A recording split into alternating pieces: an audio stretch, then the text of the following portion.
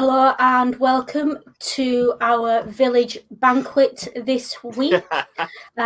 We are discussing Asterix and Obelix, the Uderzo years. I am Noodle, that is Scummer, and down here we have a very special Ring joining us. Yep. If you are about in the chat or if you're going to catch up in future, thank you for joining us. Thank you for your time. If you're about now and we know you, drop a message to any one of us.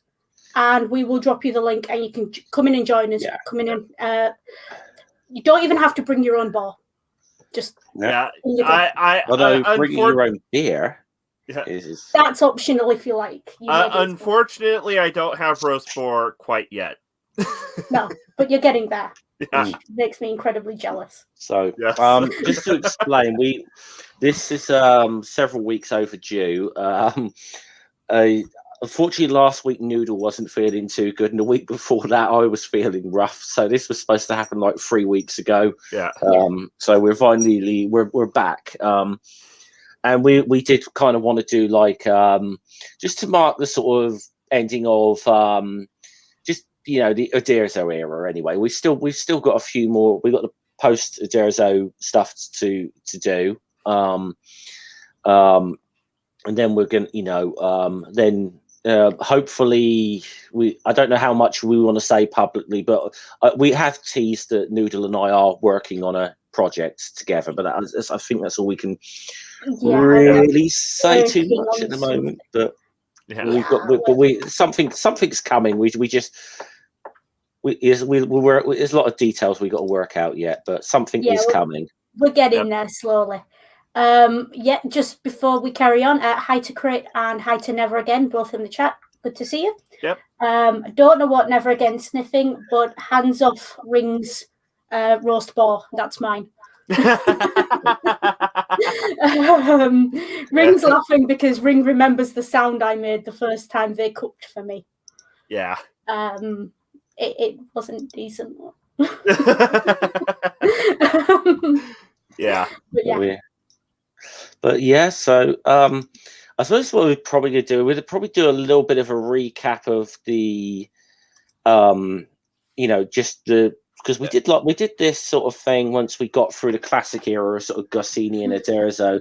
Yeah. Now we've gotten through the purely Uderzo by himself things, and I mean.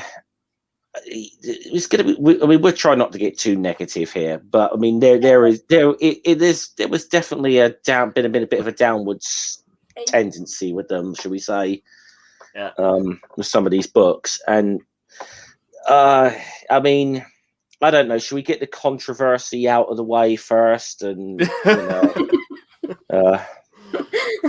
Yeah, let's get the controversy out of the way, I think. Yeah. Okay. Well, I've got to say, I think we're probably all going to be in agreement here. I my guess, Asterix and the Secret Weapon was the worst book in the series for a whole number of problematic reasons. It's the one I will always remember as this dude jumped the shark. This dude is just ranting and raving and no one's listening. So, Asterix in the Falling Sky is somewhat of a close second. Yeah, but that's for a totally different reason. Yeah, that's more of a literal Fonzie jumping the shark kind of moment, where I think the Secret Weapon was just it wasn't even thinly veiled propaganda, was it? It wasn't. It was mean spirited. As far as I felt, it was very mean spirited. It was uncomfortable on a number of levels, and I think we said this before. Even when there was opportunities to, somewhat address some very serious issues, it failed to do so. The most controversial moment to me in the entire books was the whole thing of the woman who, I forget her name now, but she. Obviously she crossed the line with Asterix, and whose immediate reaction was to thump her. Which, power to you, dude. I'd have done the same. In that situation, I wouldn't have apologized. I mean, it was a sexual assault. There was no two ways about that. And there could have been an opportunity to say, look, yeah, okay, look, it's not okay for men to hit women, but at the same time, no means no. Whoever's doing it, and boundaries are still boundaries.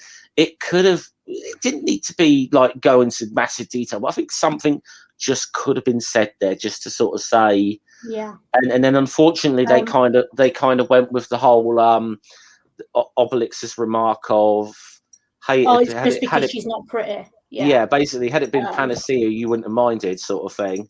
Yeah. Which is not the point. I hated it. I just hated it because that also, I feel. I also remember sexual assault is okay if a hot lady does it. Yeah, or if a hot guy does it. Yeah. It's kind of, it's just that left a bad taste in my mouth. Because I think it also I think it plays into a certain thing that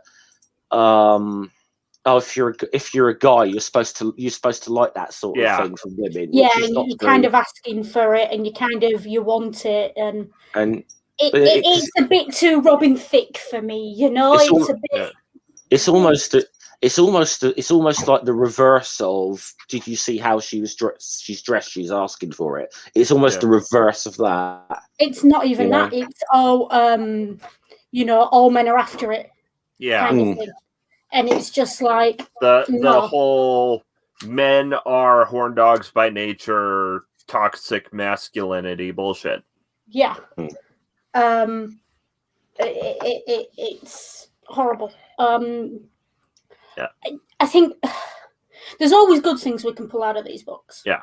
So what I'm going to say is, rather than just let's do all the negativity and then try and end positive, and that's not going to work. Yeah. Let's try and ratio ourselves a bit and say, right, for every negative thing we talk about, we'll try and find something positive. Okay. So I want to talk about Uderzo's landscapes and his art, and his just fantastic, masterful ownership of his artistic tools. Yeah. This man is, without a doubt, if he'd have been born 200 years earlier, he'd have been painting landscapes and would have been looking at them in the National now. Yeah.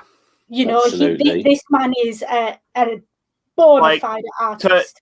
To be fair, like the Uderzo Flexes, because every Asterix, every Asterix comic, with one notable exception, has at least one panel where there's just an Uderzo flexed, and those those are always like the best visually composed pages. Yeah, they are gorgeous. And I think as well, what I find, he's very good at his landscapes, but I love his urban landscapes. Don't get me wrong, his sunrises, sunsets, rural stuff is incredible. But his rural landscapes, especially when you look at the genre he's creating in, are so artistically done and so detailed. Yeah. Like, there are several of his pages that I can look at, and I can actively say I could probably use that as a modern day map of Rome. Yeah. And not sure if this counts as Uderzo era, because it came out like right after Goscinny died. But what I was referring to as the except one was Asterix in Belgium, where you have that panel that would have been, that's obviously poking fun at the Uderzo Flex, because it's just Asterix and Obelix walking around a blank landscape. Yeah. Like a blank, boring, uninteresting landscape. Yeah. And the self-awareness of that as well. But the thing is, I think of all the things for Uderzo to be self-aware about, of all the things that maybe he could have gotten a bit meta about and poked fun at himself about, his art is not... I appreciate that he did it, and I find it funny, but he didn't have to do it. He should just own how good he is. Yeah. because he is, and that's why in the Asterix's birthday issue, I didn't really mind the museum part because it was just Uderzo Flex after Uderzo Flex. Yeah, well, this is like one of the early books. Fantastic. This is like the second book, the Golden Sickle, and I just love the aqueduct period and that whole. The Romans are ruining the landscape with all these modern buildings. It's just perfect. It's a perfect, and I think it really is. It's that moment of, wow, this guy can draw. And the thing is, you can tell he takes joy from the art. No one puts that much detail into an aqueduct. I mean, even the scaffolding's right. Look at it. Yeah. You know, even the scaffolding is how you'd expect to see it in real life. And it's like, okay. It's but yeah, it's but it is actually, it's really kind of good because it is showing like the whole you know, like natural landscape, which is really cool, but then and I do love, and even just seeing photographs of the aqueduct that's clearly based off the clash of rural and urban. Uderzo was really good at. There was one. Where was it?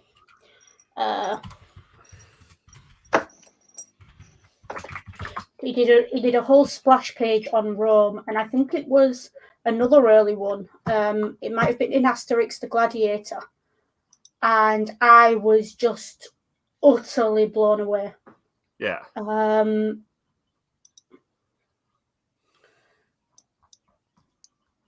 Which, you know, as well, I think I want to talk about, while we're on the topic of his artwork, I want to talk about the village banquets. Not this one. Everyone, without fail, is such an interesting... It's a feast for the eyes. There's something new in there. There's something to look at. And they're always intelligently linked somehow to the plot. Everyone's there, and it's just... If someone said to me, sum up Asterix and Obelix in one panel, I'd say go look at the last panel of any book. And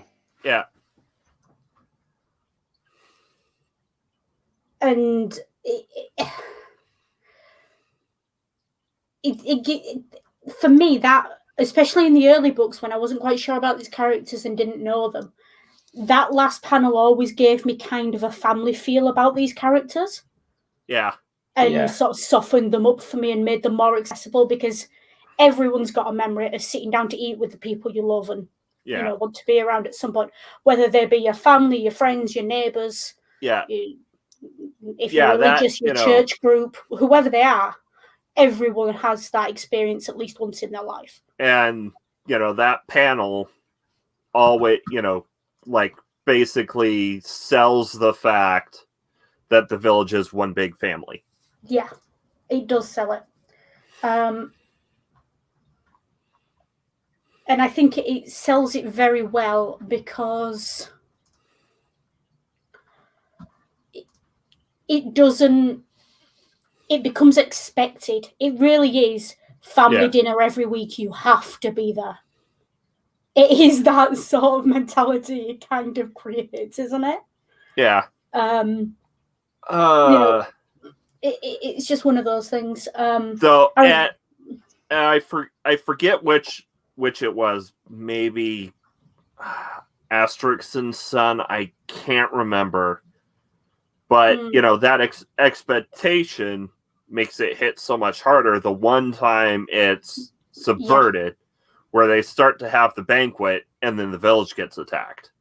Yeah, because then you're like, oh, hell, what? Like, it's, how dare you interrupt this sacred ritual? It really is. Like, if you've ever been away from home for a while, like when you were younger, and you knew if you didn't show up on Saturday or Sunday or whatever your family's day was to have a meal together, your mum was going to be in your ear all week long until the next one. And I just, my parents used to drive a 200-mile round trip to pick me up for the sake of coming home for one day a week from university, mainly so my mum could cook that meal. Yeah. And she was the one who was like, you've got to come home for the weekend.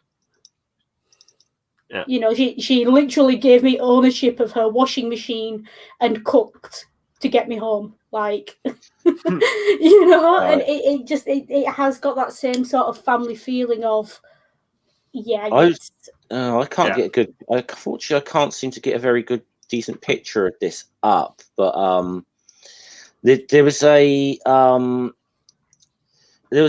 book I found that there was. This isn't drawn by Uderzo, but someone did a. Unfortunately, never got translated into English. But there was a book almost done as a sort of roast of Uderzo. By other people, and there's a fantastic picture where they put some Disney characters in. There's Asterix and Obelix with Scrooge McDuck, and the three nephews. You know, I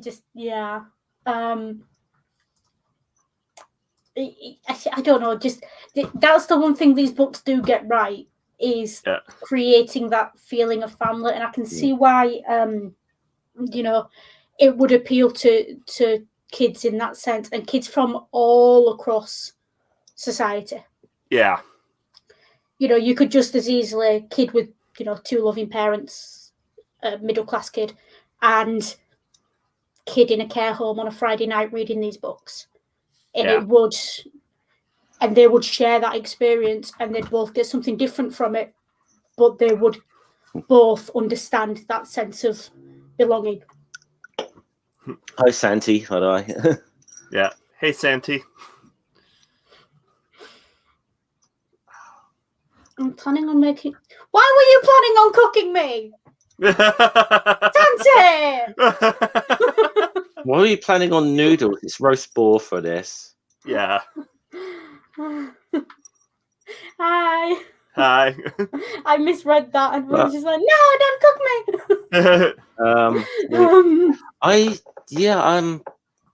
I mean, you know, like, so we got, you know, I mean, some of the let's just say some of the stories that were done in the Uderzo, not all of them were bad ones. There were some really good ones. The first one he did was The Great Divide, which I thought was a very good little commentary on like Cold War politics at the time. That one was fun. With a little element of Romeo and Juliet in there as well. Yeah.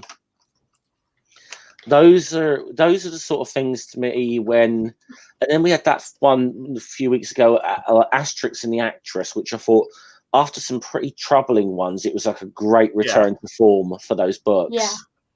It was a nice break from the constant barrage of ugh.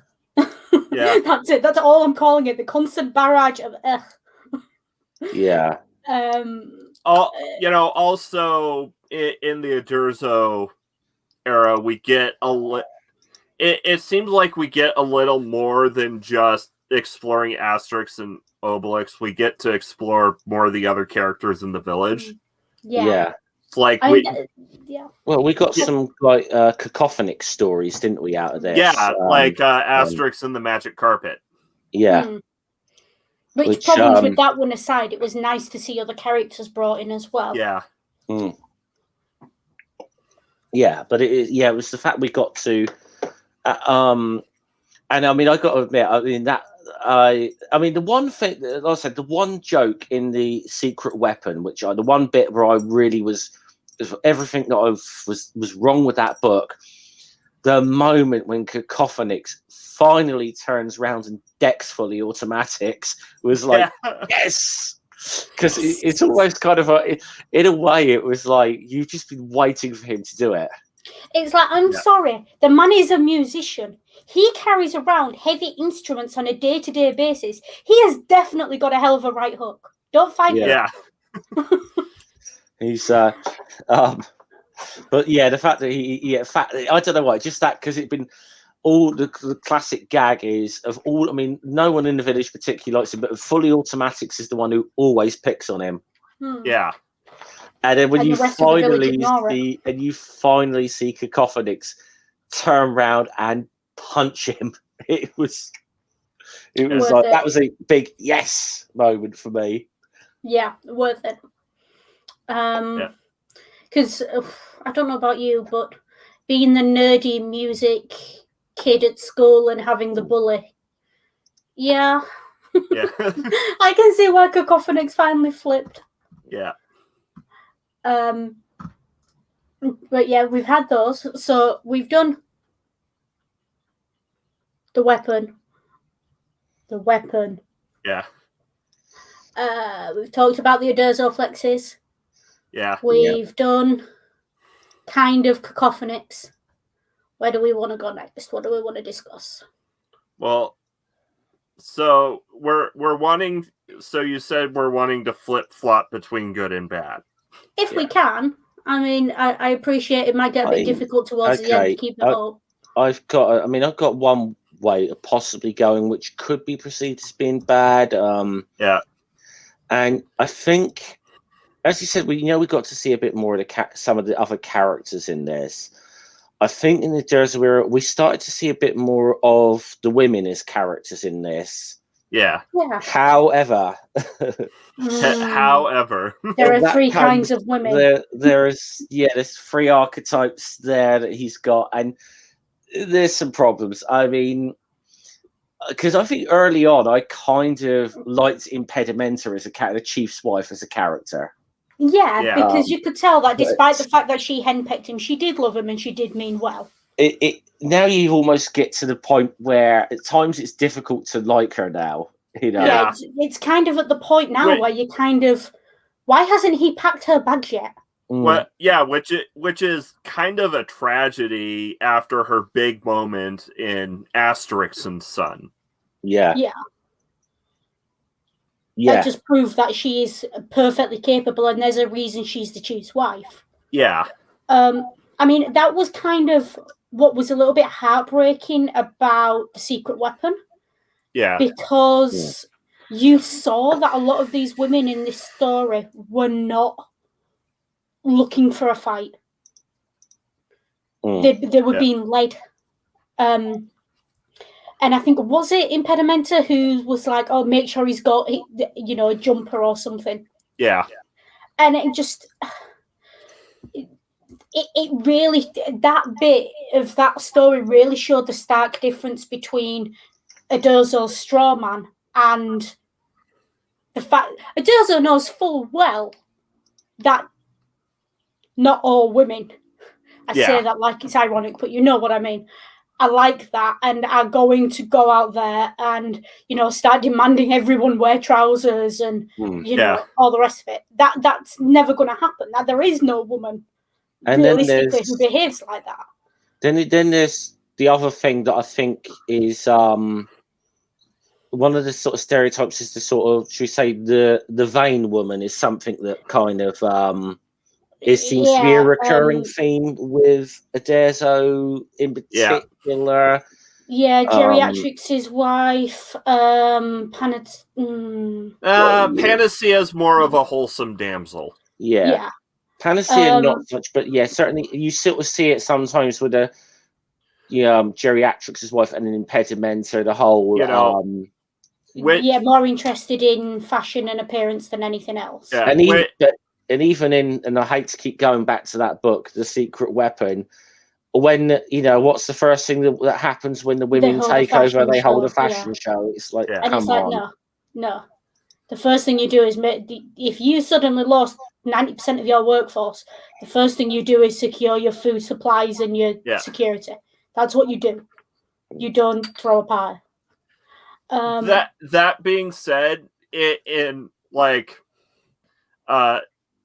Uderzo did actually make that joke very well in a different issue.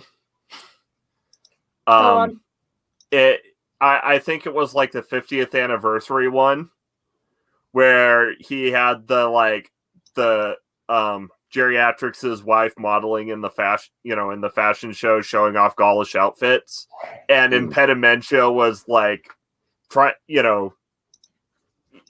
of a fourth wall breaking sort of thing, like trying to get in on it. Yeah. Yeah. I mean, that joke makes it like I can understand one or two characters being like that. I know people like that who literally would just go to a fashion show as the world ended. Yeah. They're that kind of person. They don't want to deal with the big, Well, and also, also in that segment, the joke wasn't really the fashion show. The joke was the rivalry. Yeah. And that's why it was fun, whereas the others maybe weren't. But it's the same attitude that book had towards the female soldiers. Yeah. Now, we know historically there are examples of men doing things like that. Yeah. Losing wars and battles because they got too busy looting. It's happened. Yeah. Well, and quite a few times. Heck, one of the reasons why the Mongols became so scary right after Genghis Khan took over is because he ended the practice of everyone just looting willy-nilly. Yeah. What he did was okay, we win the battle, then we take the spoils and divide them equally. Yeah, which means everyone suddenly had the same skin in the game and they worked together. Yeah, it's and a unified force is always going to be far more terrifying than a bunch of I seem to Hooray recall, Henry's looking for a quick buck. I'm trying to remember which battle it was during the English Civil War. I forget it, but it was one that the Royalists could have won a very, very big victory where they initially the Royalist cavalry led by Prince Rupert of the Rhine just decked the hell out of the parliamentary cavalry and chased them off the field.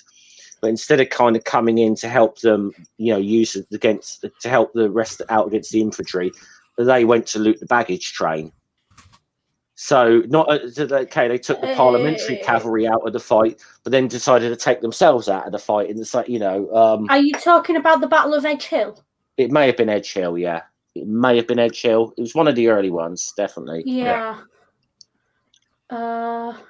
Which ended up as sort of a draw. But it was one where the Royalists could have really won a big victory. It may very well have been Edge Hill, but I don't quote me on that. Yeah. They gallop after the fleeing enemy, then break ranks to plunder rather than rally to attack. Yeah. Byron and Digby's men. Yeah. But I mean, I was going to say as well. Let's talk about one or two of the, should we say, historical characters that are in this. I mean, we talked a lot about, last time we did this, we talked a bit about Caesar, didn't we? Yeah. We got to see Brutus in one of the books. Yeah. I'd be interested in, what was your take on the way that Brutus was depicted from what you remember?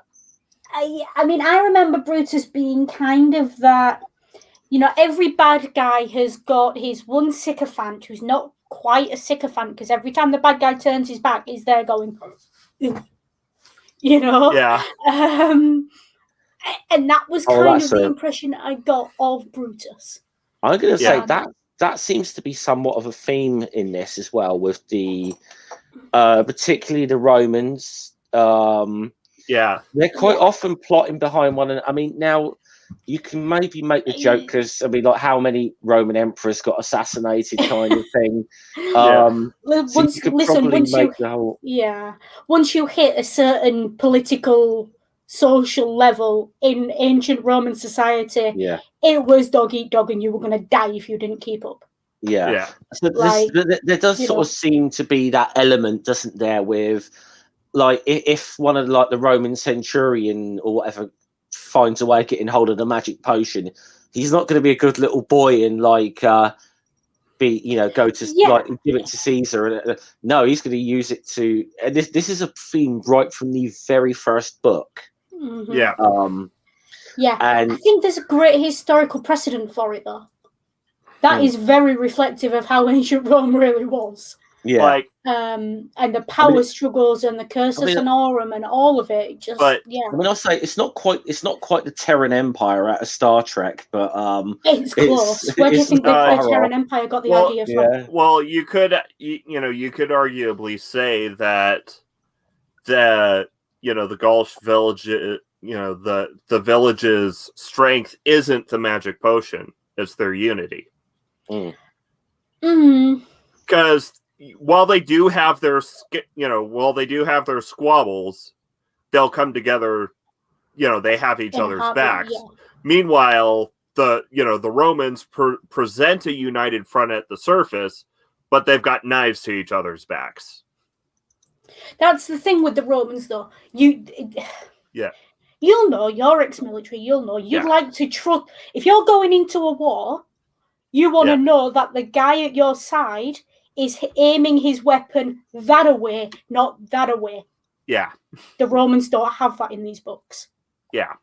And it's the same thing. Everyone knows it to some extent. Again, of you have to trust your friends. This is actually as you mentioned this, as you touched on this, there's something I've got to ask Ring about here. With this, as a former military man, the way the Roman soldiers are in these books, is that something you could relate to? Any of that? Yes. It's classic terminal lance, isn't it, Ring? Yeah. The classical, join the army. They said it's a man's life. They said, yeah. See the world, they said. Go to interesting places, they said. Kill them. Yeah. They didn't say that. Yeah. Go to interesting places. Meet interesting people. No, go to interesting places. Sit in the base and clean it. Yeah. Oh, yeah. And it's just because again, it's a repeating theme throughout these books. Is the soldiers complaining or whatever, or it's like a lot of the time, like when they're I think I forget which book it is, but it's like when they want you always sort of seem to tell when you've got Roman soldiers that have been around the Gaulish village for a while and know better. Yeah. Don't want any part of them. And then you get the new ones who come in and are all eager to go in there like rah rah rah, and then get their heads bashed in. Yeah. So I'd be willing. How when they where I was going with it, it's like when some new commander comes and tells them to go attack, they all report to the sick bay for being sick. But I'd be willing to say either Guercini or Uderzo, possibly both, spent some time in the military. Yeah, possibly. I mean, I don't know if I would possibly. Yeah, I mean, given Uderzo's age, he might have been. They're French, so maybe there was national service at any point in France. So I think there was for a bit after the Second World War, wasn't Yeah. there? Yeah. Because they didn't want to be thrashed again. Maybe even how old are they? Did they live through the Second World War? Maybe they. Uderzo died about a little over a year ago. It was actually March. Oh my word! It was 24th of March last year. He died at the age of 92. So so he will have lived through the second. He will have been old enough as well. 1940s. If he was 90. We'll call it 93. 90 years back would take you to 1920. By 1940s, 20 years old, he served. He served if the French have got conscription. Also, so this is like damn near close enough to the year, like the anniversary of the Asterix stream. Yeah, the original one. This is this is the anniversary. Crikey, because my first just did a tribute stream to Uderzo, not realizing, because it was part of me. I don't know. It was more of a bit of a cathartic thing of me almost saying goodbye to a bit of my childhood when I did that stream. Yeah. Little realizing that Noodle jumped on there. We talked about it. Not realizing that it was going to lead to me rediscovering that. But also it's also, I think it may be the past few years definitely made me realize there was sorry. Yeah, no, like I do want to say as well, because I owe you a massive debt of gratitude for doing that, Scummer, because you didn't know me from Adam and you took up on doing these streams with me. And I have gained so much from reading these books, having missed them, and it really, you'll see, if you look back at the early streams and you look at it now, the understanding I have and the appreciation I have for these books, but comic books in general as well over the last year, has massively changed. And that is down to reading these books and being able to really look at them. So I do owe you a massive debt of gratitude. And I think obviously to say the back to you as well was that since doing these, and I think you picked up on a lot of things that I had missed. And I also, as much as I've enjoyed a lot of going through these again, I've also realized this year that I was looking back on this part of when I first did this last year, I was looking back with rose-tinted glasses a little bit as well. And then you kind of realize when you're going through, there is some stuff in it that doesn't stand up so well. But there's also stuff in there that I missed before that I never picked up on, which is brilliant. Reading them again. I mean, on rose-tinted glasses, I will say it's your childhood, you're entitled. On things we've picked up on, the stuff you've picked up on where I've looked and I've gone, what? Like, it's quite obvious that your specialty is like English Civil War and sort of that time era, and mine's slightly different. Yeah. But we've both got just enough of, I think we both know a little bit about a lot of things, and it's just enough to make us dangerous. So I hope, it's one of those that really came through. So. Which kind of like talking about, comics as a medium and as a genre, makes me want to bring up how Asterix in the Falling Sky was a major swing and a miss.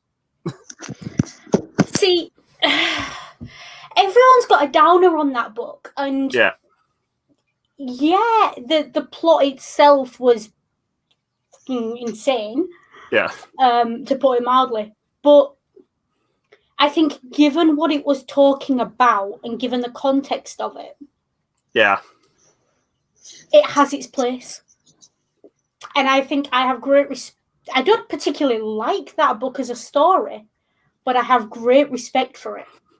Now, the reason why I called a swing and a miss is because it had a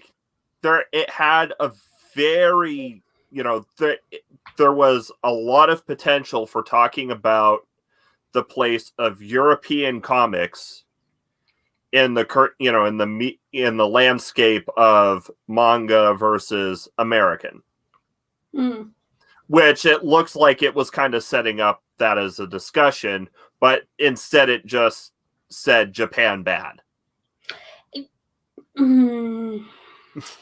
There's a lot of different ways to read that book. Yeah. For me, I take the War on Terror reading more than anything else.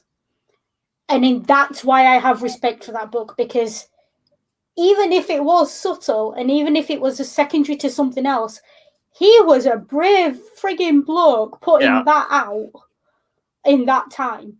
I think we forget very quickly.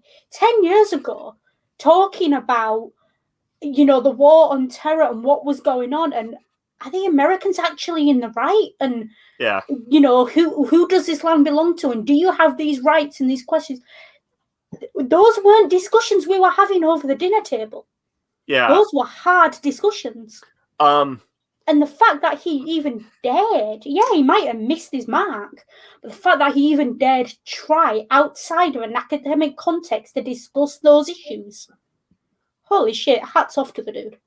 Honestly, I think it would have been a much stronger book if he went one way or the other. Yeah, no, absolutely, I agree with that. Yeah, by trying to do both at once, he made it a swing and a miss. I think what happened is he did one, did the other, and wanted to try and see if he could conflate the two by drawing the parallels. The problem is that you cannot equate the growth of a fictional enterprise to a bona fide war. Yeah. That's where the miss came in. Like, if someone said to me, I'm going to write a story about, or I'm going to write an article about how, the early 2000s was the fall of civilization because we had the war on terror and Harry Potter was popular, I'm going to say, one of these is not like the other. Though given certain mindsets, some may see, the encroachment of Japanese media as something of a cultural war. Honestly, I would, given the way America's behaved in the last 20 years with their cultural imperialism, I can see why there would be a backlash. Amongst others, MCU. How long have you got a list? MCU is owned by Disney. Basically everything is Disney or Warner Brothers. But just in general, 15 years ago, there was no argument in the UK about how you spelled the word colour. It was spelled with a U because we are British. Now people just don't. Pick up a damn dictionary. Like, keep. Not going there. Not going there. Whew. Yeah. So I get it. I get why there would be the concerns when America has fired so much money into that cultural shift. Yeah. For Japan to then come along and to be rising apparently with no real need for government funding to do it. Yeah. And I can see why that would concern a lot of people given the culture of Japan and the culture of that sort of area and the history of it. The winners will always want to write history. And the xenophobia inherent in the American fundagelical mindset. Yeah. So it is kind of like, okay, but we have my overriding opinion of Uderzo, especially for that book, but in other ones as well, is that he's very resistant to change. Yeah. He's very resistant to progress and change, which, given his age, once you hit a certain age, I can understand not wanting to get the latest iPhone or pay too much attention to what's going on in the world because you've had enough. I can understand that. What I I can understand, but I cannot excuse, is then taking that and demonizing the change that you've decided you don't want to be involved in. So here's the thing. So I'm guessing we're saying it's a good thing he retired before we got an LGBT rant book. Very. Yeah. I would not want to see. I am a little scared if he was still writing Asterix now, where he would go on certain things. Yeah. I think, to be honest as well, I'm quite surprised. I would not be surprised, although I haven't checked. I would not be surprised if there was an Asterix fandom out there of shippers. Yeah. And I could just imagine if he got a hold of them, he would make what Anne Rice did look like a frigging party. Though, like you said in an earlier stream, it feels like it would cheapen the relationship between Asterix and Obelix. Yeah, I mean, it feels like it would, but I can also... It's one of those weird ones. A lot of people get into shipping because they're looking for representation. Yeah. And I can understand why you would do that. These two guys, quite clearly, best of friends, brothers. Yeah. I can see how you could make that leap. I mean, and there is... And you're entitled to make that leap, but I wouldn't want Uderzo to find out you'd done that because he would tear you to shreds. Yeah, and I think the thing is, there was always, even within the books, there was little... I mean... There were hints. There were hints because of the whole confirmed bachelors. How often was the bachelor status brought up, especially in this particular the Uderzo era? We started to see that become a regular theme, didn't we? And it is just bloody weird that these two guys are that age and aren't even engaged in this in the era these books are supposed to be set in. Like, the only thing weirder than that is a 33-year-old carpenter without a wife. But let's not go there. Let's just... Have any... it's weird. Happy zombie Happy Easter, everyone. Happy zombie Jesus Day, everyone. Sorry. Thriller, Christ. No! Come on, let's be respectful. We got to be respectful here today. I'm sorry, that was funny, but we will be. Let's not forget the true meaning of this weekend, the sacrifice of Brian. Yeah. So a moment for Brian. Yeah. He was not the Messiah. He was a very naughty boy. Okay, that's it. I'm going to put my one sandal on. And I'm going to go discard my gourd. Yeah. Factionalism. I would say I'm going to fuck off, but I have to say, but how would you like me to fuck off? You are an individual. Yes, we are all individuals. I'm not.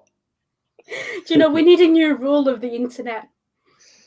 On streams, the longer the stream goes on, the more close to one the possibility of mention of Life of Brian devolves into quoting. It's like Goodwin's Law, but it's Life of Brian and not Hitler. You should call it Noodle's Law now. Noodle's Law. All mention of Life of Brian must be succeeded by at least 5 minutes of quotations. I have my own what I call Breezer's Law, which is it states that no matter how much of a dumb fuck you are, the existence of YouTube determines that many more dumb fucks will come along that are worse than you, that you will move out, you will move way up the ladder without achieving anything. And I that law, as far as I've seen, has not been disproven yet. As far as I would like to create an addendum to Bruce's Law. No matter how much of a dumb fuck you are not the dumbest fuck on Twitter.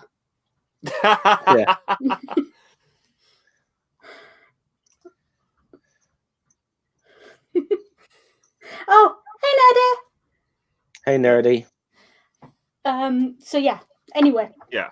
Back to Uderzo. Can I actually just remind people, because we got a couple of new people in the chat, just remind people this is an open stream. Now, this is an open stream. If you do want to come in and put any comment on like Asterix or whatever, hit myself, Noodle, or ring up and let us know if you do want the link. So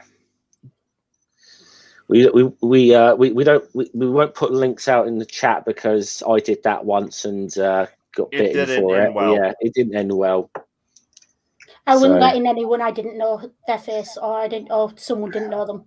Sorry, it's how I am.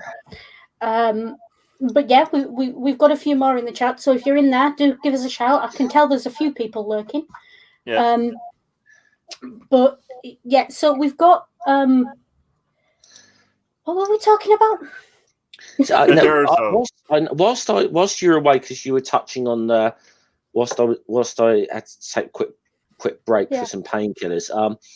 You did touch on the the whole thing with the European comics and the. I mean, in a way, that particular book though was a little bit of an ode to Disney, that because Uderzo was such a fan of Walt Disney. I mean, the aliens, the good aliens, the character was an anagram of it was an anagram of Disney, wasn't it? And yeah, nerdy, you are right. Confucius say link in the chat, naked on stream. Yeah, link in chat, naked on stream. I'll just say I found that out the hard way. No what did Jen do? No, Ring was there. Ring was there. Ring knows what happened. Yeah. But yeah, no. I got porn bombed. Let's put it that. I got porn bombed. Yeah. Madness. I had. That's the first time I've had to actually not just like should we say private something that I felt I just had to delete that outright. Damn. Yeah. But yeah, we were talking about sort of Uderzo and the Jump the Shark book. I'm going to call it because that's what everyone seems to call it. But I can see the whole Disney manga thing going on, but there really is a lot on the war on terror in there, and for me, that's why that book's a win. Yeah, that book had something worthwhile to say. I wasn't. I mean, even though I'm not the biggest fan of manga, I don't. It's not my thing. I understand. Like I said, Uderzo didn't get it, but it was a little bit meh. It was cheap shots, a lot of cheap shots. I think taken, and I almost feel like you, because Ring was saying about like because I always sort of view sort of the European comic tradition of comics as slightly being different from the British. Yeah, comics in for me, there's three genres of comics. There's American, British, or four. You've got your American comics, your British comics, your European comics, and then your mangas. Yeah. And because obviously Britain had a lot of influence on. Well, it was a weird thing because obviously the American comics had a lot of influence on British writers, who then came across and had a massive influence on European. On more on American. Because the British comics sort of tradition was more stuff like you had your things like your cartoons, stuff like the Beano and the Dandy, but a lot of the sort of like comics were your Roy of the Rovers kind of thing, or it was you had stuff like the Eagle, Dan Dare, or whatever, and then I think in the late 70s you had 2000 AD, which was the game changer for British comics, with people like Pat Mills initially, who I'm friends with on Facebook. Then obviously guys like Alan Moore, Neil Gaiman eventually, Grant Morrison, just some of those names, who then obviously the American like comic giants picked up on how good some of these writers were and wanted them. I will say, I think from what I know of comic books, and it's very little, mostly learned through osmosis of listening to Ring. I get the impression that sort of pre-19, I'm going to say 80s-ish, there was a great symbiotic relationship between British and European comics, and a great symbiotic relationship between British and American comics. But I think by the time you get to sort of the late 90s, 2000s, they've all formed like a polyamorous symbiotic relationship. It's three ways and they're all feeding into each other. And the thing is about like American culture is we'll start stuff and then completely disregard it as unimportant until it comes back to us from from Britain and Europe. It's like the great joke about Britain of Britain keeps inventing new sports because it can't win at the old ones. Yeah. America does that with media and with other cultural output. America was smarter, was a lot smarter with sports, because they invented sports and then made sure no one else got to play them to beat them at it. Yeah. Or, they invent sports and then change the rules every 3 years. Well, I will just say the first time they had an equivalent of a World Cup in baseball, the classic, the Americans got knocked out. The Major League American stars got knocked out very early, and Japan won it. So, yeah, which says it all, really. Yeah, it's one of those things where I think you're going to get from these books what you want to get. Yeah.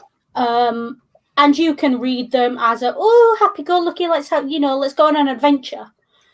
Or you can read them as, this guy's got something to say. Or you can read them as, what is this guy talking about? And the thing is, that kind of leads into a point I wanted to make. Throughout these books, especially the more recent ones, we've spent a lot of time talking about pointing at these books and going, that's sexist, that's racist, that's this, that's that, that's the other. Yeah. We have never once turned around and said that creating that makes Uderzo racist, sexist, whatever. Yeah. Because I'm a great believer in what you put out as an artist or creator doesn't necessarily reflect who you are and what your opinions are. I can't fully apply that in Uderzo's case. I can't. But what I can do is say that I'm sure the guy, probably a lovely guy in person, but there is a line that he crossed. And as he crossed that line, that's when we looked at it and said, okay, this is Uderzo involving his own politics now. Yeah. However, I do want to just clarify that I hope I've never given anyone the impression to suggest that you should judge the whole of Uderzo's life and who the man was or who Goscinny was on these books. So that's not how creative endeavor works. Yeah. I dread to think if people found my fan fiction and judged me purely on that, what they'd think of me. Yeah. You know? So at least the fact that I'm occasionally mildly illiterate. So it's one of those. Comparing the classic era of Asterix with the Uderzo era of Asterix, it does look like Goscinny held Uderzo back a bit. Yeah. Or was it the fact that as time went on and he became more established, they felt freer to do things in a different way or to say more? Or was it the fact that Uderzo just got to the point where it's like, you know what, fuck it, I'm an old man, what are they going to do to me? Yeah. There's so many different variables, we cannot realistically say this is who the man was just from this book. We don't we don't really know such. I mean Uderzo himself, you read a bit about his life. He experienced elements of racism himself growing up as again, because he had obviously an Italian background, there was a little bit of, like, should say, anti-Italian sentiment, which, even though he was a French citizen, there was a little bit of, so he sort of experienced it himself a little bit. Being Italian or Italian descent in France in his time growing up, I am going to categorically say Americans, if you've got a friend who's Japanese descent, ask them what it's like living in America and you'll get an idea what Uderzo's life was like. Well, ask them to ask their parents back in the 70s and the 60s what living in America was like, and that'll be how Uderzo grew up. It's a very... I wouldn't wish, there's a lot of things you wish on a lot of people. There's a story actually about one time where he actually said that a man spat in his face just during the Spanish Civil War, and he was living in France, and obviously, we know sort of the role Italy and Germany played in the Spanish Civil War, and so even though he's in France, so just kind of so in a certain way, it's kind of. It's even more heartbreaking that he went the way he did then. It is a little bit. It is a little bit because he knew what it was like to be on the end of those kind of sentiments. A lot of his racist, imagery depictions could, like, if we're giving him all the charity in the world, could be arguably the downside of relying so heavily on caricature and stereotype for humor. Yeah. You could, there's an argument for that there. Yeah. My thing is, even if you are relying on those things, there's a way of doing it without being so blatant. Yeah. And I think he missed that mark repeatedly and enough to say that he wasn't trying to hit it. Yeah. Giving him charity and understanding where he came from and his background, it's... You would think it would make me more sympathetic to him and make me less judgy about some of the stuff he's done. Having lived a very similar experience to that, being on the outskirts of a society because of my race, being in that position where I'm judged for what I look like, I can't. Yeah. He had such an opportunity to really, really make a difference in the minds of children. Yeah. And to really show these stereotypes for what they were, which, let's be honest, is utter bullshit. Yeah. And he missed it. Like, I brought it up in the chat a couple of the streams where you're faced with the question is this laziness or is this maliciousness? But ultimately the result is the same. Yeah. Yes. We got to a point where I felt almost to the point where it was becoming almost a catchphrase of our streams, of us saying it's getting very, very difficult to grant this guy charity anymore. Yeah. And I think it was almost becoming a little bit of a catchphrase on our streams, us saying that. Yeah, I mean, when I don't know about you, Scummer, but in mind for this, I've got ready to go a content advisory strip. Yeah. Which, considering we're talking about children's books, yeah. I mean, the thing is, the thing is that my take on a lot of these is there's some things that are all the problematic things. There's still not many of these books though that I would say I wouldn't show to a kid. I'd have to explain certain things. I mean, the only one probably that I just wouldn't want a young kid reading, if it was my kid, is probably be The Secret Weapon. That'd be the only one. Yeah. There's always stuff that I feel okay. There's good the rest of the things of it. There's good lessons to be learned out of each of these, but let's try and you read it, but let's give you some context. Yeah, there are certain ones that I would avoid because of the depictions of certain races and things, or that would require a lot of discussion. Was it Magic Carpet where they did the whole Arabian Nights thing and the character with the painted in bright yellow, like when they went to India. Yeah. There was a caricature because it was. I found it a little bit weird because, I mean, maybe we were reading too much into it, but there was definitely a caricature that I felt of a Jewish guy that I was a little Yeah, the trader. And especially given that Rennie Goscinny was had some Jewish heritage, was a little bit. I mean, you know about how much you know about Goscinny's life, but he was born in Paris, but to Jewish immigrants from Poland. So, you know. Yeah, so that's a bit of a slap in the face. But yeah, because you know like, there's only one reason for Jewish immigrants from Poland to arrive in France.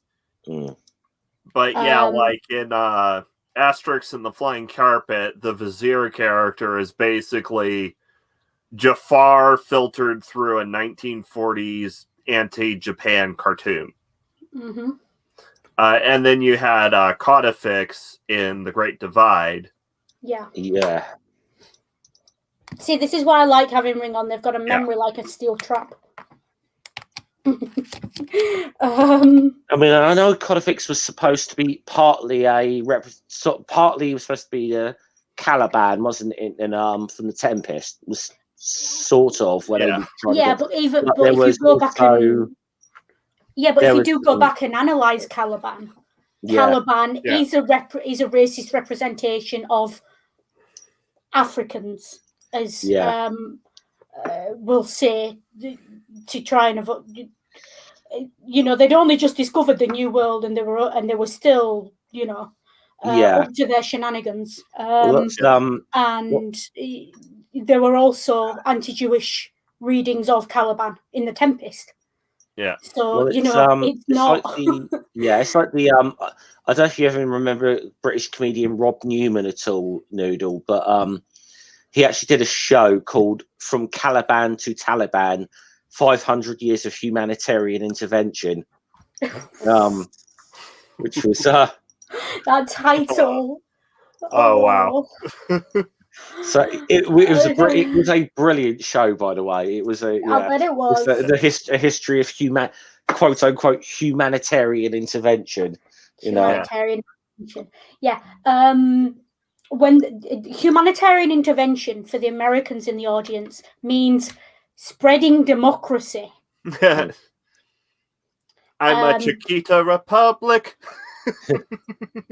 But it's spreading democracy, and it's very much these countries don't want you to know that they just spilled the oil in the breakfast pan. Because you may come and invade it. See, this is what I meant to mention on that that stream of the falling sky strips. It was like, you ever notice how many of these countries in the axis of evil were also members of OPEC? Yeah. Weird, that, isn't it? Yeah, especially after the crisis. What can I say? America's cars are thirsty. Yeah. Maybe you should all start actually using proper engineering for your Mustangs and your Chargers. Engineering. It's a communist plot. Listen. Same damn engine in Europe, you can get an extra 100 horsepower out of it. That's not a communist plot. Right? Don't even go there. With your frigging steel girder brakes and your...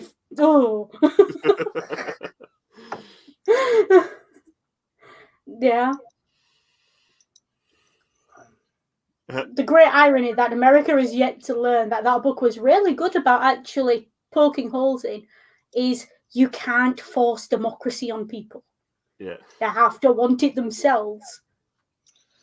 I'll go. I'll go a quick bit. I know we probably talked about, but obviously as a classicist, Noodle, what did you think of the one where I'm trying to remember where they went to Atlantis? I'm trying to remember which one that was. Where they went to Atlantis and they were became children, or but it also played on like Spartacus as well, wasn't it? It was always slave uprising was the backdrop to this. Yeah. I mean, the thing about the Spartacus story is you've got to expect, if you're going to tell a story for children, you want to incorporate aspects of Spartacus, you've got to go completely off the wall, fucking like a whoop-de-doo, pie in the sky Atlantis to give it a happy ending, because we all know it didn't have a happy ending. Yeah. So I can kind of see where they were going with it and why they did it that way. Because it's much easier to say to them, and they lived happily ever after in Atlantis for all their long days, than it is to go, yeah, they were all crucified and left to rot in the sun. Yeah. You know, like always look on the bright side of life. I can't. I've been put up on the poster the wrong way round. It's behind me. Yeah. You know, it is just that I can see why they did it. The representation and depiction of Atlantis was interesting. I would like some of what Uderzo was smoking as he came up with that. Although I'm not entirely sure it would be legal in my country, so we may have to go to certain states in America at some point. I don't know. I don't think shrooms are legal anywhere. Yeah, to be fair. Half the fun of playing with these mythical cities or these ideas from the philosophers, you know, Atlantis, Utopia, things like that, is having fun with them and going a bit, you know, off the edge. Utopia is different because it was a thought experiment and it's not what you think it is. But with Atlantis, I can sort of see what they were getting at and what they were trying for. Gotta say, Atlantis is not my area. It's really not. Well, you know what they tend say. to stick to the facts of classicism. Yeah. Well, you know what they say. In Soviet utopia, Plato builds you. Yeah, pretty much. You know,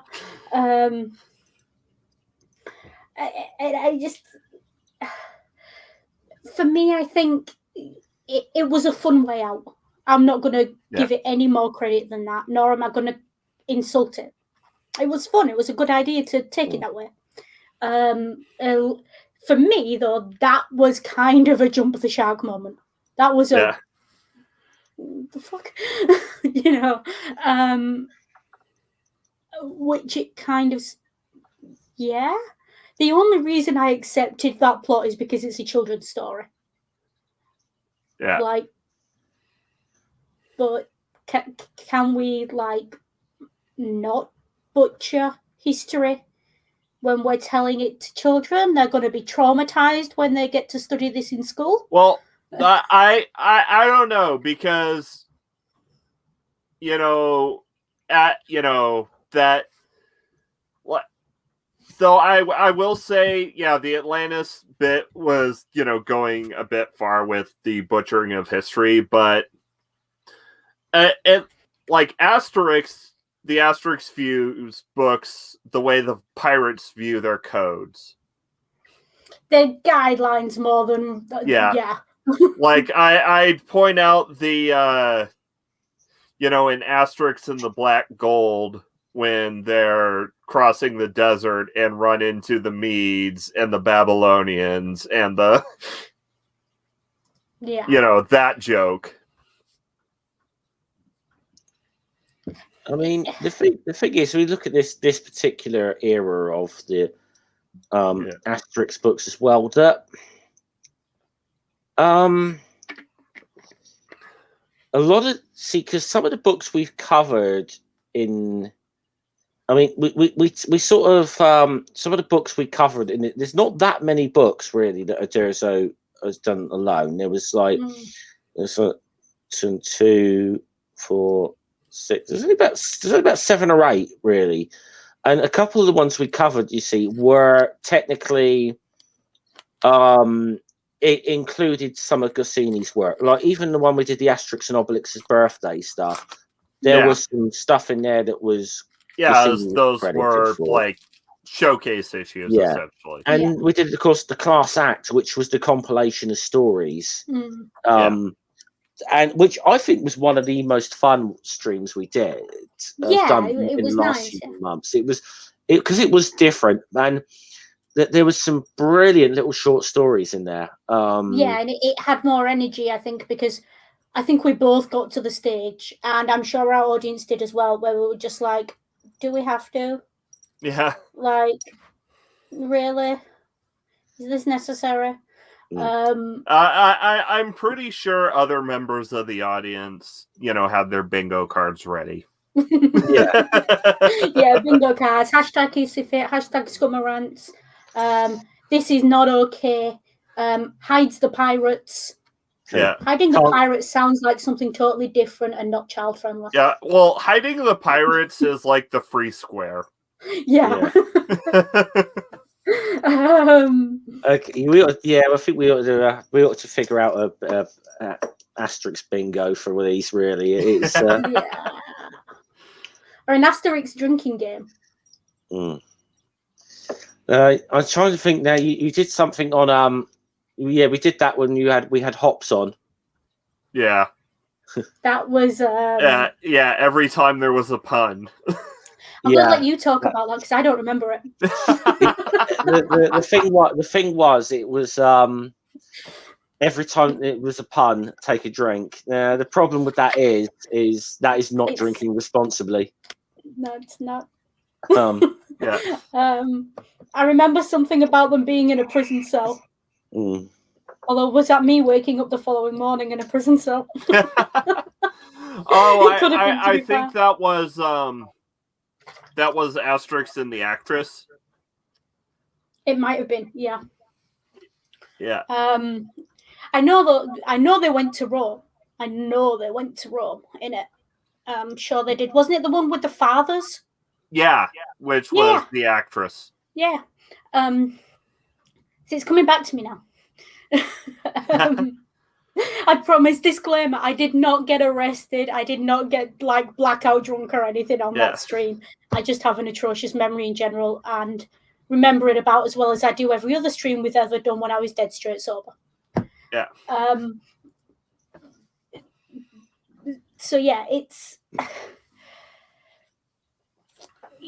we could do an Asterix drinking game, but I think one of my favourite little ones, and it was in that short story about in the short stories books, was the one where they were having a little bit of poke at the way that the English language had kind of like infiltrated the French language, and that there was many the strong glazing, but they were doing that with Latin, and like get out of my auditory, so and then the fact that it's Getafix of all people who says, look, instead of saying auditorium, say public square, instead of saying aquarium, you say fishbowl, it goes on for this, and then his final phrase was etc.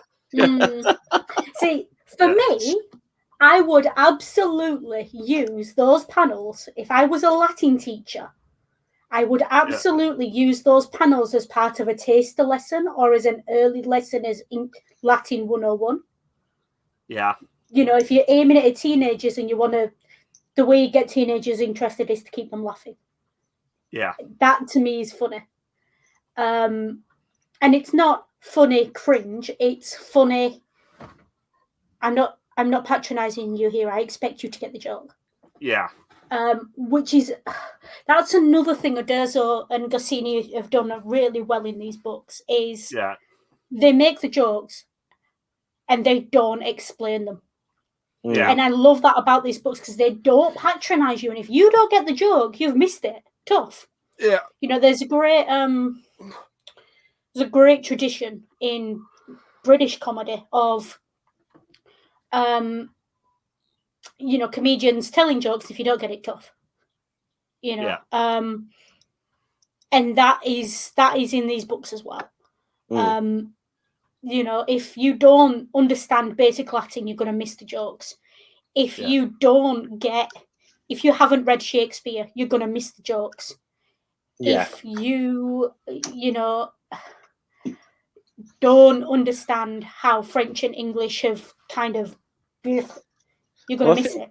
I mean, I think it's a basic rule of comedy that if you have to explain the joke, then the joke wasn't that good to begin with. But then sometimes it's good because depending upon the audience you're going for, you sort of, Yeah, but I think as well, there's a line between, absolutely, if the joke was good, you shouldn't have had to explain it. But also, some comedians, rather than expecting their audience to step up will bring the humour down. And that's what I'm saying these books do not do. Well, this is why I know you don't like the guy. You're not as big of a fan. You're not a big fan of him, but this is why I like Stuart Lee, because he almost does that whole the persona he has on stage is the whole of look, the reason you don't if you don't laugh at my jokes is because you, the audience, are not ready. You're not ready. You're not ready to receive my wisdom, which is not what he really thinks. But that's the sort of persona. Because he'll sort of say things like, "Listen, the jokes are there. They're there. It's just that you're going to have to raise your game." There's a line between being arrogant about it and just expecting your audience to keep up. But Ring had something to say, so I'm going to hand over. Yeah. And that's the thing that separates okay children's media from great children's media, is the great children's media will not talk down at the kids.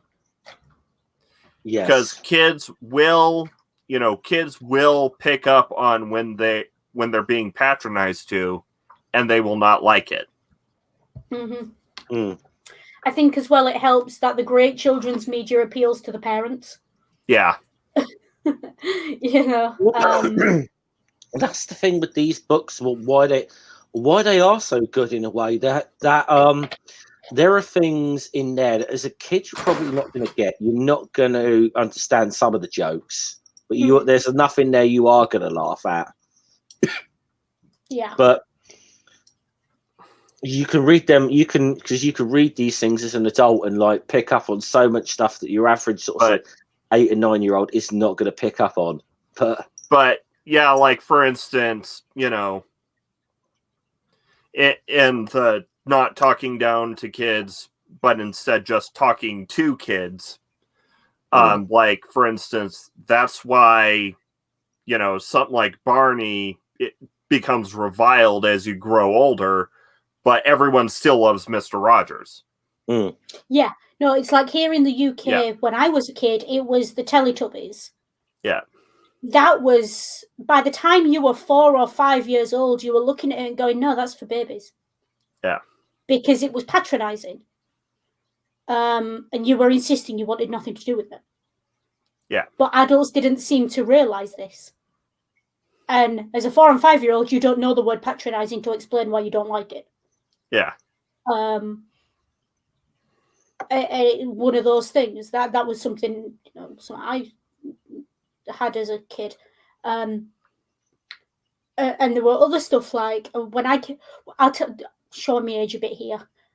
Yeah. Anyone who is aware of the Tweenies, that first came out when I was a kid, and I was right at the age group it was targeted at when it came out, and I could not stand it. Yeah. I watched like a few episodes. There was one character in particular who I kind of liked because she wasn't an utter, she was just, and then there was another one who was really irritating, and that one was stupid, and I grew out of it very quickly. Ludel, let's look. And it was, the Tweenies. I had to grow up with Rainbow, for goodness sake. Okay. So, okay. although to be fair, I grew up with that too. Although that is actually one of those things.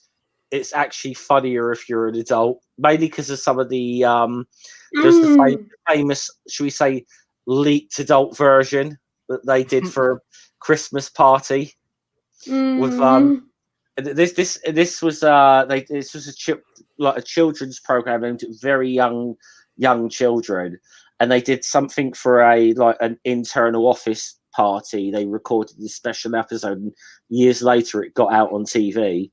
And it starts off with one of the main puppets, Zippy, like peeling a banana, going 1 skin, 2 skin, 3 skin.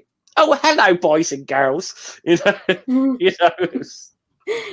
and it's like everyone remembers the jokes that you were just old enough to get once you grew out of Magic Roundabout. Yeah.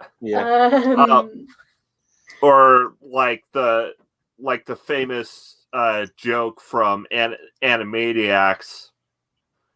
Which one? Where they're basically doing you should know that my finger is hovering over the mute button on you. Be careful. Yeah.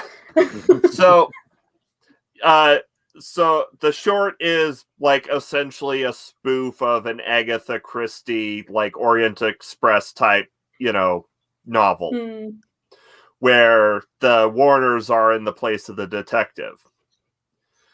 And Yakko says, we need to check for prints. Dot comes out with the artist formerly known as Prince. And then he says, no fingerprints. And Dot looks at Prince and says, I don't think so, and tosses him aside. Yeah. See, that's funny even to adults. Yeah. And that's what I mean. Can you imagine? I don't know how parents, like, you people are amazing. I don't know how you can all sit through Peppa Pig. I have no idea how you can sit through that. Sorry, I have no idea how you can sit through Dora the Explorer. I don't get it, but it's one of the major reasons I don't want my own child. I'm pretty sure I may have sent you the clip before, Noodle. I can't remember the. The swearing Peppa Pig. With the Gunnery Sergeant Hartman dubbed over. Yeah. That's hilarious. Mm-hmm. See, but I don't want to get in trouble, so we'll not be sharing that. Yeah. See but the thing is, how you make great children's media is you just make a good piece of media, but make it accessible to children. Yeah. Pixar does that. Pixar does a great job doing this.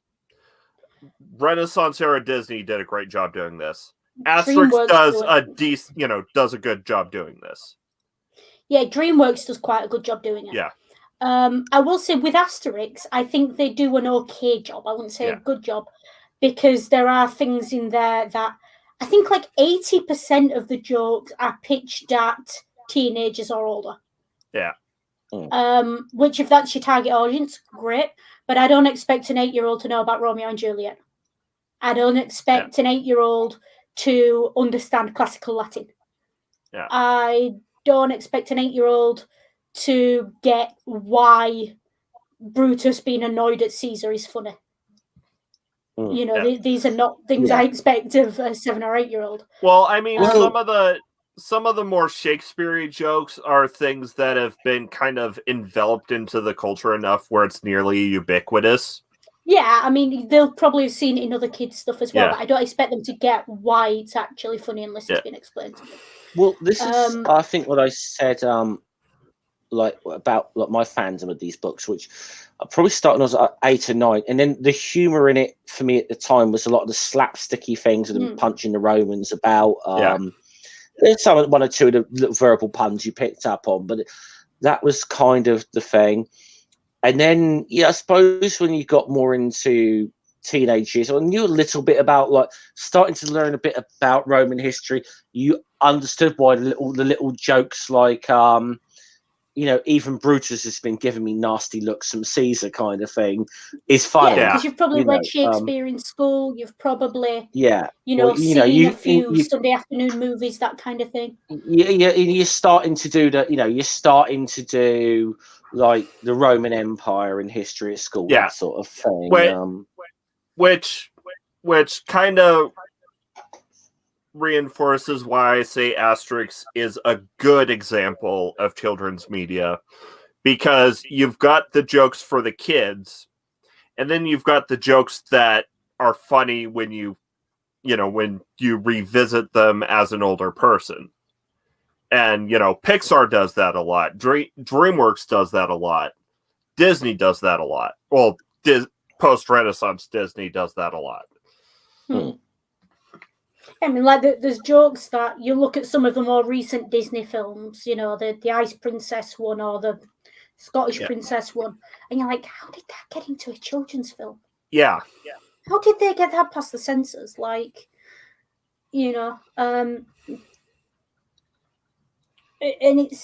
And then you go back and watch the older Disneys and you're like, wait, we watched that as children. Yeah. Well, this is maybe all the sex toy jokes in Toy Story when you go back and watch it. Holy hell! Well, I was going to say, because a lot of people think that this started with Shrek, the whole sneaking adult humor into like children's media, because like Shrek seems to be a big thing. Everyone thinks, oh, there's so much adult humor in that. Then you go back, like I said, you see, like you sort of see, stuff like what we're covering with Asterix and a lot of those old Disney things you mentioned. You realise this has been going on for a long, long time. Look, let me tell you something.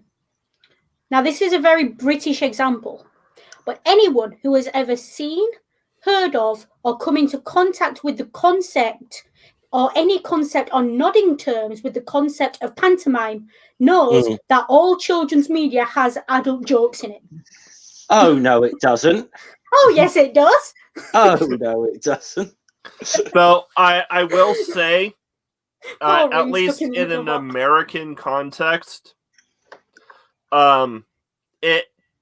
you only really start to get jokes like that in American broadcast media, or talking your films, talking your TV shows in the late in the late 80s, early 90s, because censorship was like really, really strict because all the various media panicked. Your country was founded by a bunch of Puritans climbing off a boat. Yeah. That's why. Yeah, because American Puritanism. Yes. However, in Britain and the rest of the civilized world, sorry, not the rest of the civilized world, in the civilized world,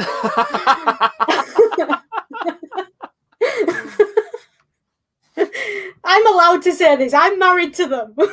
Yeah. Well, I mean, it's fair. We think the best way to make tea is to steep it in 39 Fahrenheit salt water.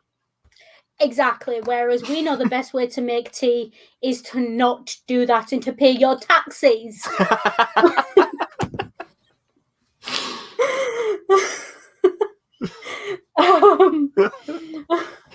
But yeah. It's always there, and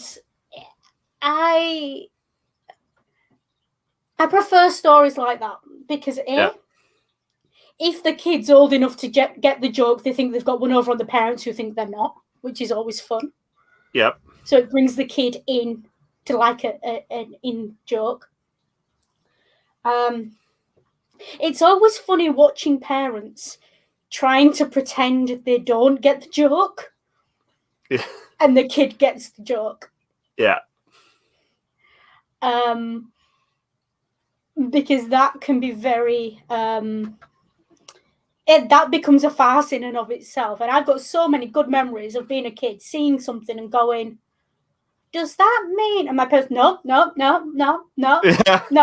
you're wrong. You've got a filthy mind, you. No. And I'm just like, yes, it does. Yeah. And, and that's why every great piece of children's media is really a piece of family media, because they sneak in jokes for the adults. Yeah. And they're sneaking jokes that the kids can grow into. Yeah. And that create that bond between kids and parents. Yeah. When they have the discussions about these things. Yeah. Some of the jokes in, for example, The Little Mermaid are frankly ridiculous. How did they get those past the censors? Yeah. And I remember I was the kid who was obsessed. I make no bones. Reagan era deregulation. Yeah. But Sebastian there were a lot of interesting jokes in there. Yeah. And a lot of jokes you can make about whether a tongue is useful or not in the courting process. Yeah. See, you have a filthy mind, you do. Believe it or not, folks, that wasn't scripted. No. So it's nice because parents can kind of also use these programs, if they're actually, paying attention as parents, to monitor where their kids are developmentally as well. Yeah. Which is, it's useful. Oh gosh, I'm flashing back to some of the jokes in Robin Hood. and thinking, no wonder my parents didn't let me watching it that much. Yeah. But and so a good way to make good children's media is to just make good media and make it accessible. Like, it's okay to talk, it's okay to discuss themes like racism, like mental health issues in a piece of children's media. I mean, look at the 90s X-Men. Look at Batman the Animated Series. Asterix and Obelix isn't such a good example because of the way it's discussed. But when you're trying to dumb down the media for kids, you're going wrong from step one. Yeah. And that's that was what I was saying about comedy that expects its audience to come to its level and doesn't lower itself. Because when you get comedy and you try and lower it to appeal to the lowest common denominator or the lowest intelligence, what you end up with is fart jokes and ha-ha snigger. That's what you end up with. Yeah.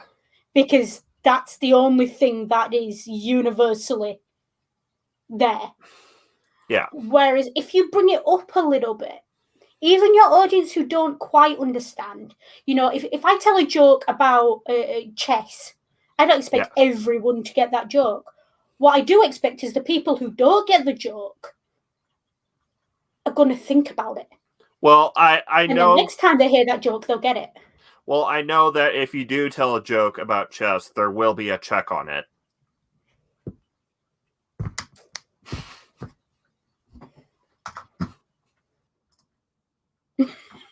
That's what I think of that. I forgot I could do that for a second.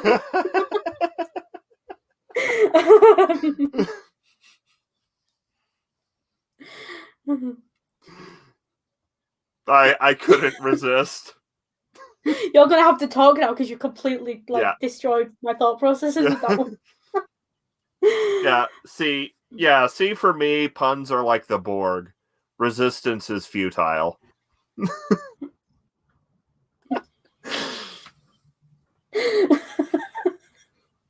You're terrible. I love you, but you're terrible.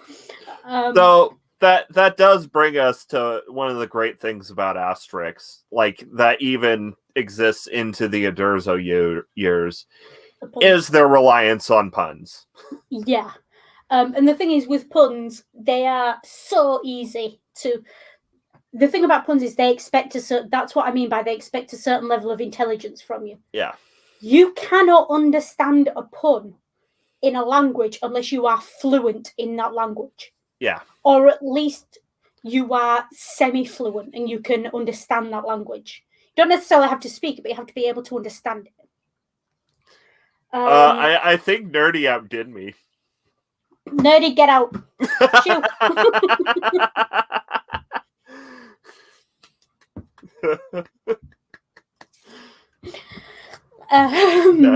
I can't kick Nerdy out of the chat, so you're in luck there, Nerdy. Yeah. But it and this is what I mean by it. Even though it's aimed at kids, it's still... I have great respect for anyone who can make puns that fast. Yeah, you annoy the hell out of me. And you make me want to plant my face on a desk.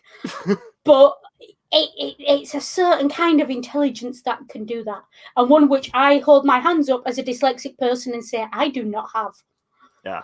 I don't do puns deliberately. Very rarely. I'm not that fast.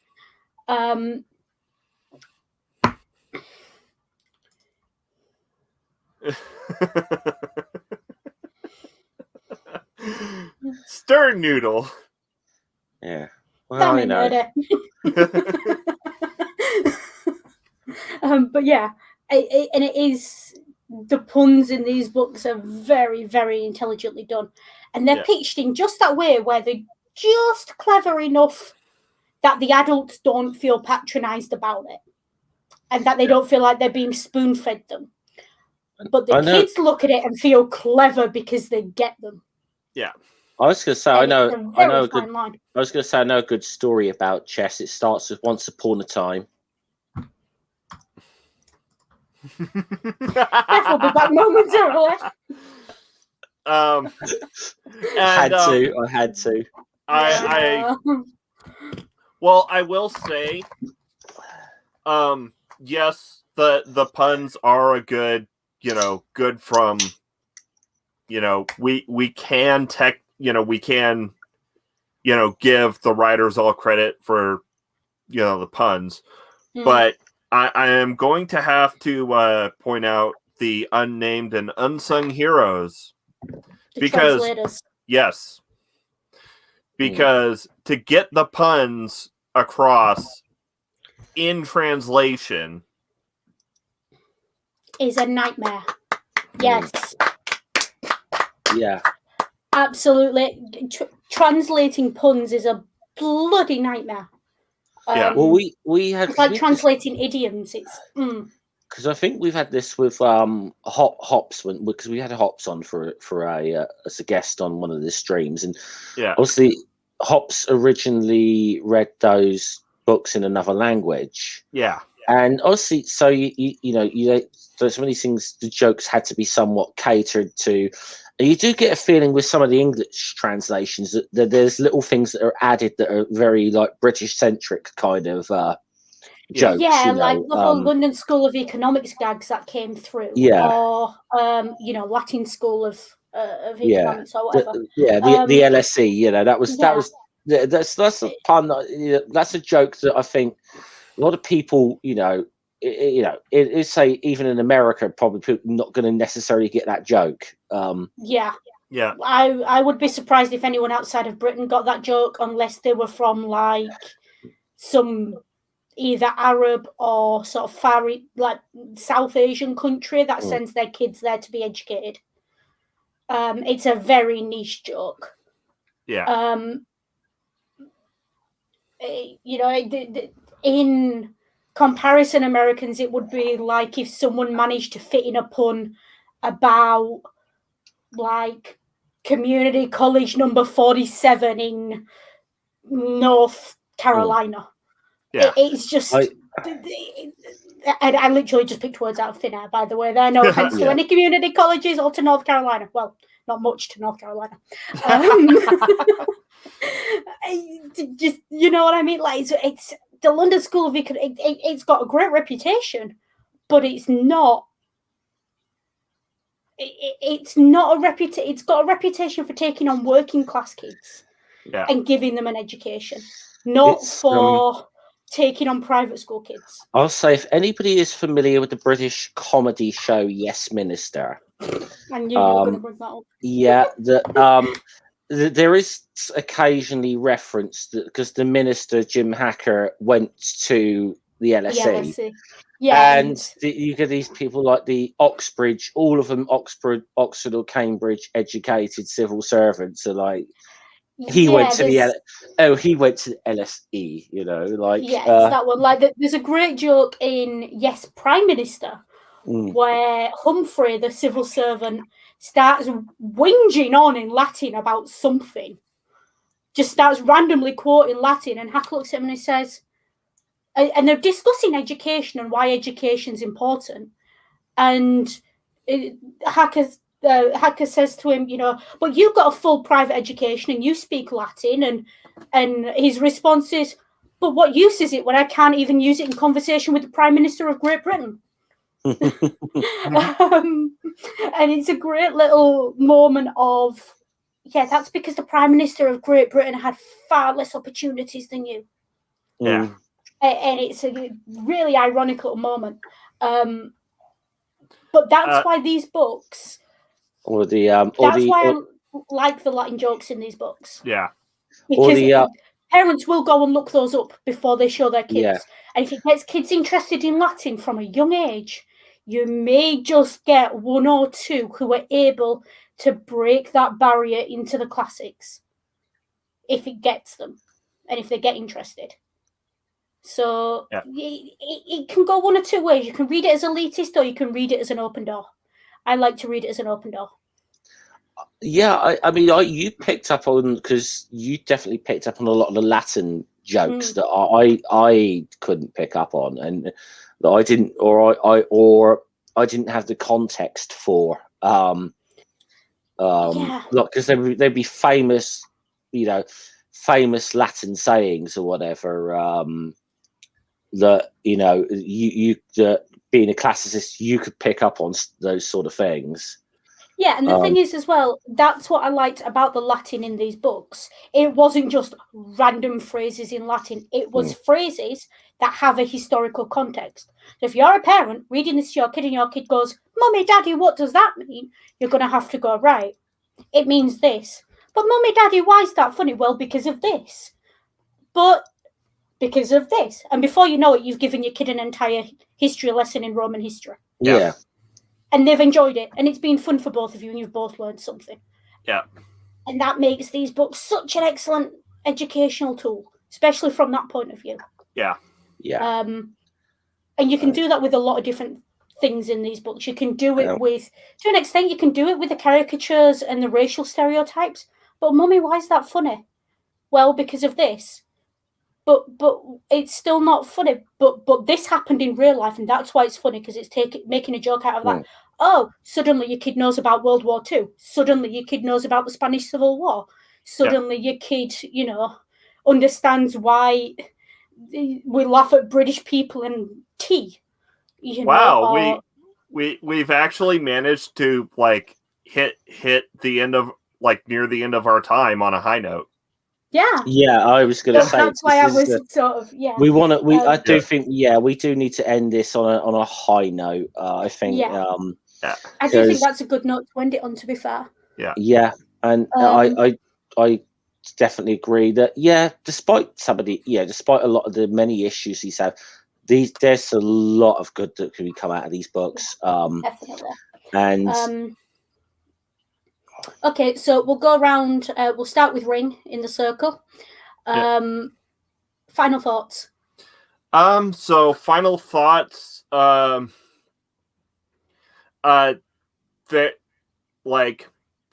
was a bit of a downhill spiral in the post-Goscinny era, but it's still Asterix.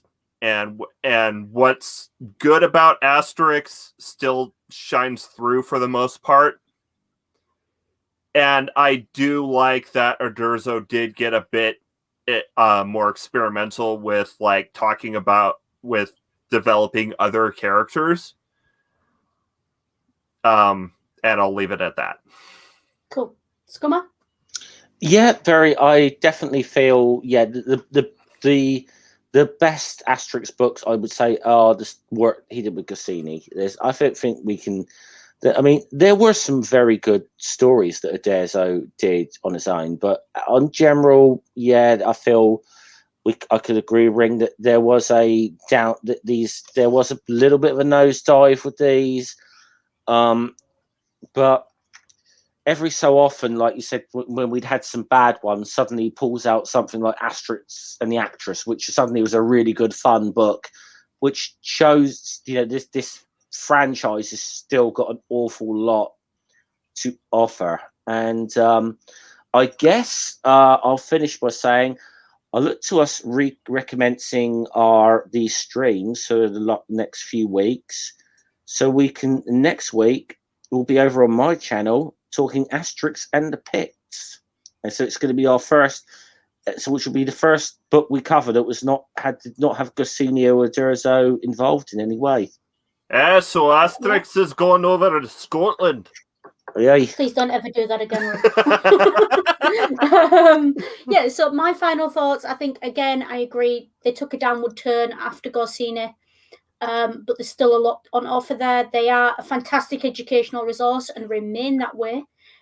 And I say that without caveat on the Uderzo books, not because I think Uderzo particularly gave good lessons, but because you can learn as much from a bad example as a good example, and it's important to show kids bad examples and to show them what not to do.